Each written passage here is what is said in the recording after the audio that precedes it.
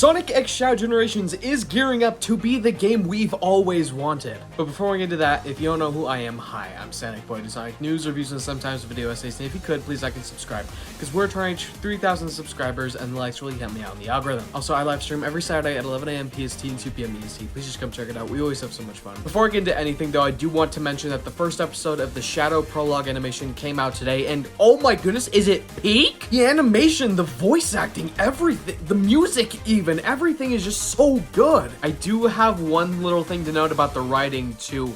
In the beginning section where Maria is taking Shadow through the arc to look at the Aurora Borealis, it is literally almost word for word with the Shadow manga. Hurry! You have to see this! From certain latitudes down there, but up here, we can see the whole... Maria. Professor Gerald made me the ultimate life form. I should be the key to all manner of medicines. Curing you. I'm just as happy to spend time with you here while you both research.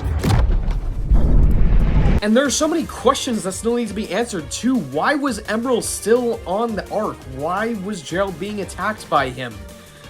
What was that dream sequence? In fact, I think the entire prologue animation up to the point where Shadow wakes up is a dream sequence. What exactly is going on here? And oh my goodness, is the moon split in half again? That was the thing that surprised me the most about this animation, is the fact that they just went and did that. I was not expecting that whatsoever. And the moon has its own ring around it. I hope in future Sonic games that will stay, because in Sonic Frontiers that wasn't even the case. I can't wait for the next episodes when we're going to meet with Omega and Rouge, and they're going to go back to the arc according to the third episode's title, so that's cool. But yeah, that's the first episode of the Shadow prologue animation, so let's get into the 3 trailers that we got yesterday. Let's start with the first Sonic Central one.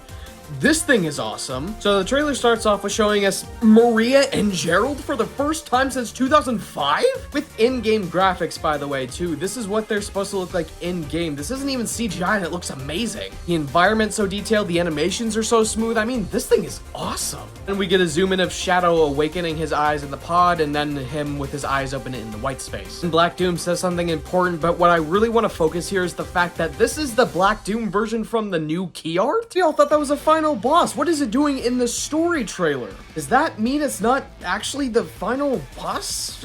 What's going on? We get what I would assume is the Doom Morph intro, because he's getting sucked into the ground, and in the original where we saw it revealed, it came out of the ground, so yes? And we get something that's very reminiscent of the opening cutscene from Shadow the Hedgehog, and it just looks so good. Comparing this to the original Shadow the Hedgehog cutscene, they almost look the same. There's a very noticeable difference, but the animation quality, it just looks so good. Shadow goes on to say, I destroyed you once and I'll do it again, and I do have a little bit of problem with this. Nothing he says, by the way, it's the volume. This is something I've said, probably not in videos, but on my live streams for a very long time. Shadow sounds way too quiet in this. I don't think it would be that hard to bring up his audio just a little bit, but I mean, it sounds fine. I would probably need captions on the entire time because I can barely hear him, but it's fine. I'm sure there's going to be an option for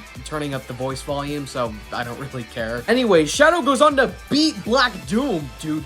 And this looks incredible. All of the cutscenes that we've seen so far look really good. We then go on to get more footage of the Radical Highway level, and this thing looks really good, really trippy each time we see it. Especially like the twirling buildings. That's a concept I never would have thought of, and it's just so cool. The trailer then goes on to show us more Radical Highway. Then we finally get some outside Sunset Heights gameplay, and oh my goodness, does this environment look so good, not only in the rain, but with a clear blue sky with some clouds and that lighting, dude.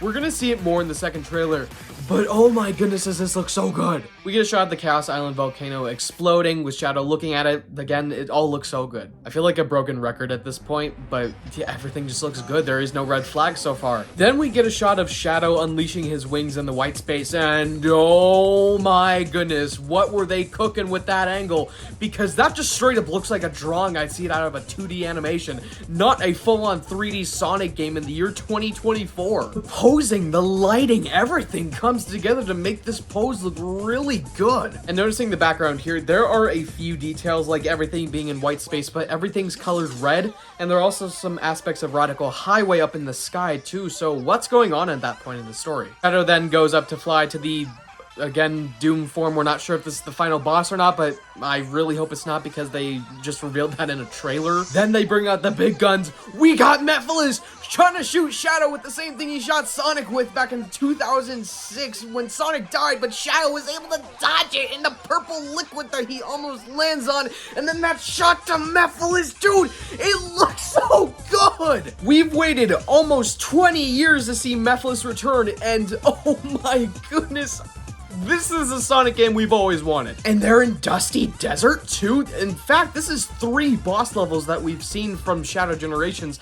So does that mean Sunset Heights is going to get infinite? So what's Frontiers gonna get? A Titan? Like, dude, the speculation is off the charts right now. We got more red white space area footage, and it's not really anything too substantial until it switches to 2D Space Colony art gameplay as well as Sunset Heights. In fact, this is the point I was talking about with the clear blue skies with a few clouds here and there in Sunset Heights.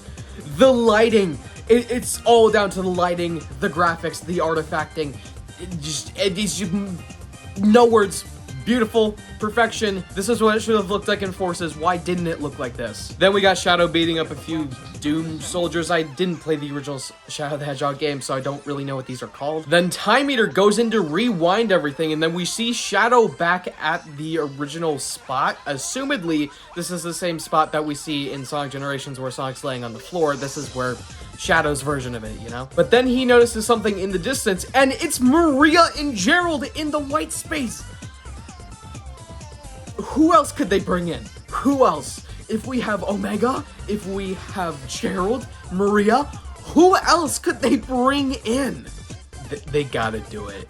There's a character I've seen no one talk about possibly returning. It's the Gun Commander.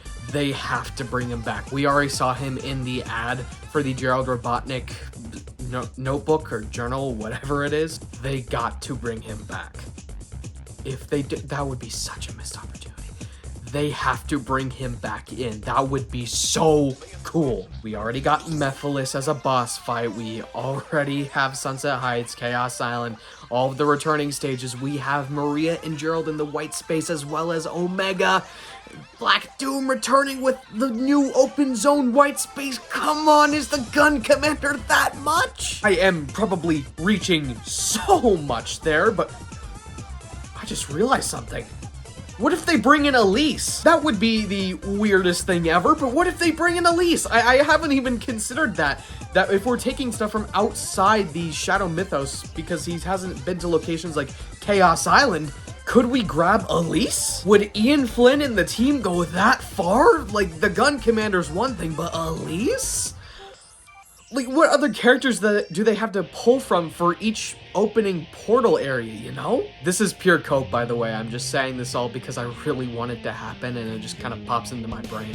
I don't actually, like, critically think about these things because they're probably not going to happen, but if they do, I'm going to be so surprised.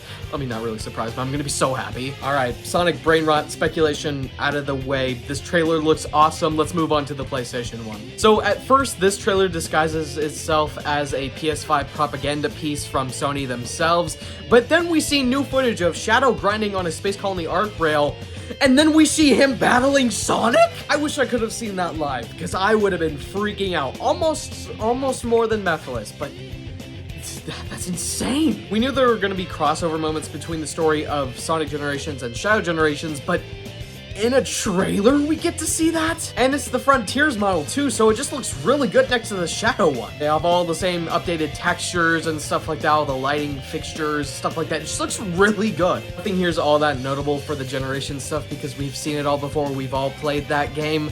But with Shadow Generations, what we get is extended Sunset Heights footage, and it looks awesome. I am so happy that Sega is actually turning Sunset Heights into a really good level. There does seem to be a little bit of level design reuse, just like references, I'm sure, but it is a little bit noticeable compared to all of the original stuff. Overall, this trailer just really makes me feel happy that I am a PlayStation 5 user, and I am really happy that I'm getting this game on PlayStation 5 because it seems like a real next-gen experience. Also, the fact that I get to play OG gens in 4K 60 FPS, that'd be awesome. Alright, so we have one more trailer to talk about, and I think this one is the most exciting out of them all. So it starts off with the ring opening in the middle of Tokyo for whatever reason, but then we learn the reason when Movie Shadow pops out of it. Inside that ring, we can see the Generation's white space, so I would assume this is just normal Shadow from that game. And the Movie Shadow model, dude, it looks so good. Same with Tokyo, too. I think everything here looks really nice. The posing, the animation, all looks really cool so far, except for the fact that the model looks a little bit off, but that could always change by release on December 12th. Instead of being advertised as a skin and a level for Shadow, this is being advertised as a Sonic movie pack, so does that mean we're gonna get anything more? Maybe a boss against Sonic, maybe a movie Sonic skin, maybe a baby Sonic skin for classic Sonic, that'd be pretty cool. Oh yeah, and the fact that Shadow's jump ball is the same as it would be in the movies, that just looks so good, and the back spine, fading into the gameplay too. No notes. It looks awesome. Oh yeah, and one last little thing to mention. They got Keanu Reeves back as Shadow the Hedgehog! For one level? This is seriously gonna be one level they got Keanu Reeves for? How dare you, Sega? Me, personally, I would have tried to get him on for the whole game, but that's just me, you know? Or does that mean we're getting more than just a level? Because unless Keanu's just a nice guy like that, would he really come back for one level? Also, what are the ramifications of this? What is Shadow doing in the movie universe? I don't know, we'll probably figure all that out by the time the DLC actually releases, and yes, I am definitely getting the Digital Deluxe add-on now. I'm not getting the actual Digital Deluxe version. So, all in all, this game is going to be the game we've all wanted. I really wanted to call it the best Sonic game, but I think Needle Mouse beat me to that. But yeah, that's pretty much everything I wanted to talk about today. I know I haven't covered Sonic Central like at all. This is pretty much the only thing I've done relating to it, but there isn't all that much stuff I really wanted to talk about from it, just a few select things, and this is one of those few select things. I'll probably also cover Sonic Rumble, Sonic Movie 3, Chow Tales, the Sonic and DC stuff, but I think that's pretty much it. I don't have the time to talk about every single skin coming to Sonic Forces, Sonic Dash